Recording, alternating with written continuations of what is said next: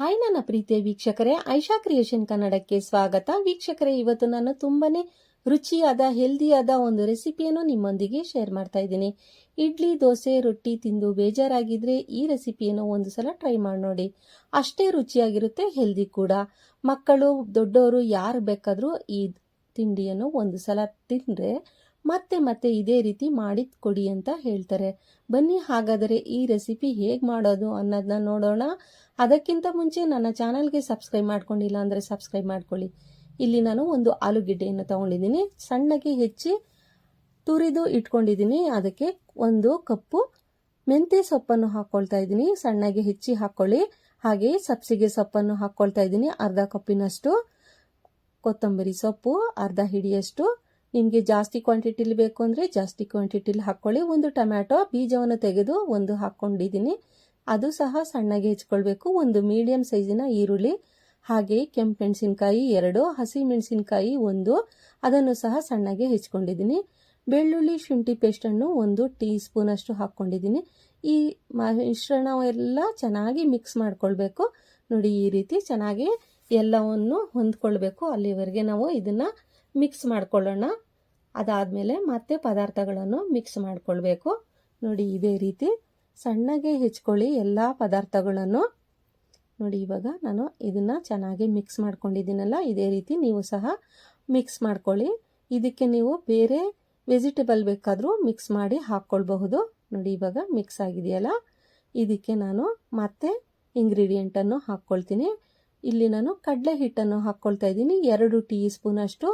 ನೀವು ಕಡಲೆ ಹಿಟ್ಟು ಇಲ್ಲ ಅಂದರೂ ಸ್ಕಿಪ್ ಮಾಡ್ಕೋಬಹುದು. ನೋಡಿ, ಇಲ್ಲಿ ನಾನು ರುಚಿಗೆ ತಕ್ಕಷ್ಟು ಉಪ್ಪು, ಹಾಗೆಯೇ ಸ್ವಲ್ಪ ಅರಿಶಿನವನ್ನು ಹಾಕ್ಕೊಂಡಿದ್ದೀನಿ. ಇದನ್ನು ಸಹ ಇವಾಗ ಮಿಕ್ಸ್ ಮಾಡ್ಕೊಳ್ತಾ ಇದ್ದೀನಿ. ಇದಕ್ಕೆ ಮತ್ತೆ ಇಂಗ್ರೀಡಿಯೆಂಟನ್ನು ಹಾಕ್ಕೊಳ್ಬೇಕು. ನೋಡಿ, ಈ ರೀತಿ ಹೊಂದ್ಕೊಳ್ಬೇಕು ಕಡಲೆ ಹಿಟ್ಟೆಲ್ಲ. ನೋಡಿ, ಈ ರೀತಿ ಕಡಲೆ ಹಿಟ್ಟು ಜಾಸ್ತಿ ಹಾಕ್ಕೊಂಡಿಲ್ಲ, ಸ್ವಲ್ಪನೇ ಹಾಕ್ಕೊಂಡಿರೋದು. ನೀವು ಸಹ ಇಷ್ಟನ್ನು ಹಾಕ್ಕೊಳ್ಳಿ. ಜಾಸ್ತಿ ಮನೆಯಲ್ಲಿ ಜನ ಜಾಸ್ತಿ ಇದ್ದರೆ ನೀವು ಕ್ವಾಂಟಿಟಿನ ಜಾಸ್ತಿ ಮಾಡ್ಕೊಳ್ಳಿ. ನೋಡಿ, ಇವಾಗ ಈ ತಿಂಡಿ 4 ಜನಕ್ಕೆ ಆಗುತ್ತೆ. ಇದನ್ನು ನಾನು ಇಲ್ಲಿ ಇವಾಗ 1 ಕಪ್ಪು ರವೆಯನ್ನು ಹಾಕ್ಕೊಳ್ತಾ ಇದ್ದೀನಿ. ಇದು ಸಣ್ಣ ರವೆ. ದಪ್ಪ ರವೆ ಇದ್ದರೆ ಮಿಕ್ಸಿಯಲ್ಲಿ 2 ರೌಂಡು ತಿರುಗಿಸಿ ಈ ರೀತಿ ಸಣ್ಣಗೆ ಹಾಕ್ಕೊಳ್ಳಿ. ನಾನು ದಪ್ಪ ರವೆನೇ ಸಣ್ಣಗೆ ಹಾಕ್ಕೊಂಡು ಮಾಡಿದ್ದೀನಿ. ಇದು ಸಹ ಚೆನ್ನಾಗಿ ಮಿಕ್ಸ್ ಮಾಡ್ಕೊಳ್ಬೇಕು. ನೀರು, ಮೊಸರು ಏನನ್ನೂ ಹಾಕ್ತಾ ಇಲ್ಲ.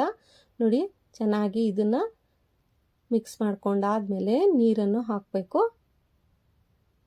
ನೀವು ಇದಕ್ಕೆ ನಿಂಬೆ ರಸವನ್ನು ಬೇಕಾದರೆ ಹಾಕ್ಕೊಳ್ಬಹುದು. ನಾನು ಇಲ್ಲಿ ಟೊಮಾಟೊ ಹಣ್ಣನ್ನು ಬಳಸೋದ್ರಿಂದ ನಾನು ನಿಂಬೆ ರಸವನ್ನು ಹಾಕಿಲ್ಲ. ಇದು ಚೆನ್ನಾಗಿರುತ್ತೆ. ನೋಡಿ, ಇವಾಗ ಚೆನ್ನಾಗಿ ಮಿಕ್ಸ್ ಆಗಿದೆಯಲ್ಲ, ಇದಕ್ಕೆ ಇವಾಗ ನೀರನ್ನು ಹಾಕ್ಕೊಳ್ಬೇಕು. ನೀರು ನಾನು 1 ಕಪ್ಪು ಅಂದರೆ 1 ಗ್ಲಾಸನ್ನು ನೀರನ್ನು ಹಾಕ್ಕೊಳ್ತಾ ಇದ್ದೀನಿ. ಇವಾಗ ಸ್ವಲ್ಪ ನೀರು ಹಾಕಿ ಮಿಕ್ಸ್ ಮಾಡ್ಕೊಳ್ತಾ ಇರಿ. ನೋಡಿ ಹಾಕ್ಕೊಳ್ಳಿ ಎಷ್ಟು ನೀರು ಹಿಡಿಯುತ್ತೆ ಅಂತ. ನೋಡಿ, ಇವಾಗ 1 ಲೋಟವನ್ನು ತಗೊಂಡಿದ್ದೀನಲ್ಲ ನೀರು. ನೋಡಿ, ಈ ರೀತಿ ಮಿಶ್ರಣವನ್ನು ಚೆನ್ನಾಗಿ ಮಿಕ್ಸ್ ಮಾಡ್ಕೊಳ್ಬೇಕು. ಇವಾಗ ಮಿಕ್ಕಿರುವ ನೀರನ್ನು ಸಹ ಹಾಕ್ತಾ ಇದ್ದೀನಿ. ಇದಕ್ಕೆ 1.5 ಗ್ಲಾಸ್ ನೀರನ್ನು ಹಿಡಿಯುತ್ತೆ. ಇವಾಗ 1 ಗ್ಲಾಸ್ ಹಾಕಿದ್ದೀನಲ್ಲ, ನೋಡಿ ಇವಾಗ ಮತ್ತೆ ಅರ್ಧ ಗ್ಲಾಸ್ ನೀರನ್ನು ತಗೊಂಡಿದ್ದೀನಿ.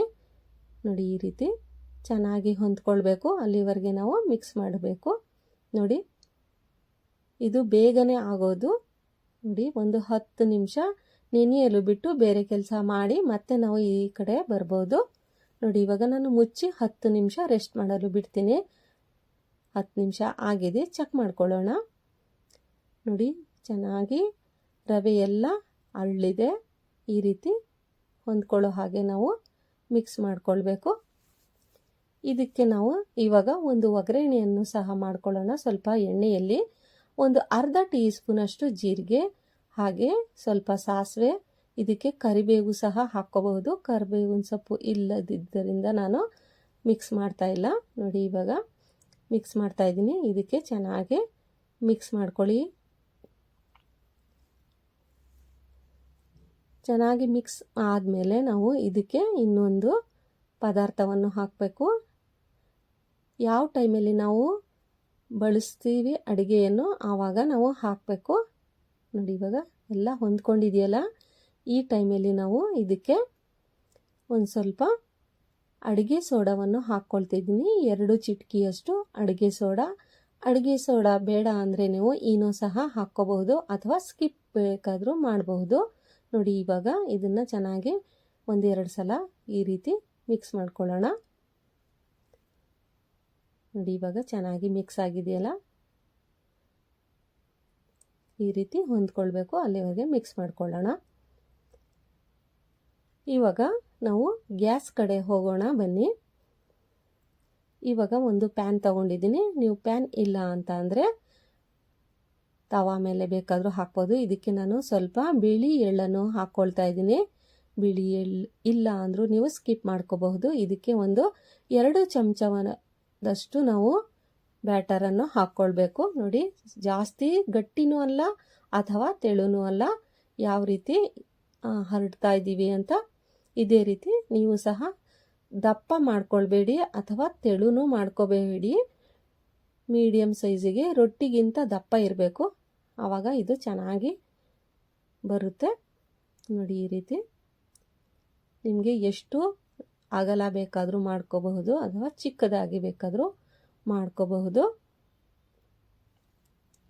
ನೋಡಿ, ಇವಾಗ ಎಲ್ಲ ಕಡೆ ನೀಟಾಗಿ ಹಾಕಿದ್ಮೇಲೆ ಸ್ವಲ್ಪ ಆಯಿಲನ್ನು ಹಾಕ್ಕೊಳ್ಬೇಕು. ಸುತ್ತ ಒಂದು ಅರ್ಧ ಟೀ ಸ್ಪೂನಷ್ಟು ಎಣ್ಣೆಯನ್ನು ಹಾಕ್ಕೊಳ್ತಾ ಇದ್ದೀನಿ. ಜಾಸ್ತಿ ಎಣ್ಣೆ ಹಾಕ್ತಾ ಇಲ್ಲ. ಇವಾಗ ಮುಚ್ಚಿ ಒಂದು 4-5 ನಿಮಿಷ ಕುಕ್ ಆಗಲು ಬಿಡೋಣ. ನೋಡಿ, ಇವಾಗ 4-5 ನಿಮಿಷ ಆಗಿದೆ. ಫ್ಲೇಮು ಮೀಡಿಯಮಲ್ಲಿ ಇಟ್ಕೊಳ್ಳಿ. ನೋಡಿ, ಇವಾಗ ನಾನು ತಿರುಗಿಸಿ ಹಾಕ್ತೀನಿ. ನೋಡಿ, ಈ ರೀತಿ ಚೆನ್ನಾಗಿ ಬೇಯುತ್ತೆ. ನೋಡಿ, ಇವಾಗ 2 ಬದಿನೂ ಚೆನ್ನಾಗಿ ಬೇಯಿಸ್ಕೊಳ್ಬೇಕು. ಕ್ರಿಸ್ಪಿಯಾಗೂ ಇರುತ್ತೆ. ನೋಡಿ, ಇವಾಗ ಎಲ್ಲ ಕಡೆ ಚೆನ್ನಾಗಿ ಬೇಯ್ತಾ ಇದೆಯಲ್ಲ, ಇದೇ ರೀತಿ ನೀವು ಸಹ ಮಾಡಿ. ತುಂಬಾ ರುಚಿಯಾಗಿರುತ್ತೆ ವೀಕ್ಷಕರೇ. ಈ ವಿಡಿಯೋ ಇಷ್ಟ ಆದರೆ ಲೈಕ್ ಮಾಡ್ತಿರಲ್ವಾ? ಲೈಕ್ ಮಾಡಿ. ಅತಿ ಸುಲಭವಾಗಿ ಈ ತಿಂಡಿಯನ್ನು ಮಾಡಬಹುದು ಮತ್ತು ಆರೋಗ್ಯ ಕೂಡ. ನೋಡಿ, 2 ಕಡೆನೂ ಚೆನ್ನಾಗಿ ಕುಕ್ ಆಗಬೇಕು. ಅಲ್ಲಿವರೆಗೆ ನಾವು 2 ಸಲ ಈ ರೀತಿ ಪಲ್ಟಾಯಿಸಿ ಬೇಯಿಸ್ಕೊಳ್ಳೋಣ. ನೋಡಿ, 2 ಕಡೆನೂ ಚೆನ್ನಾಗಿ ಬೆಂದಿದೆ. ಇವಾಗ ಪ್ಲೇಟಿಗೆ ತೆಗೆದುಕೊಳ್ಳೋಣ.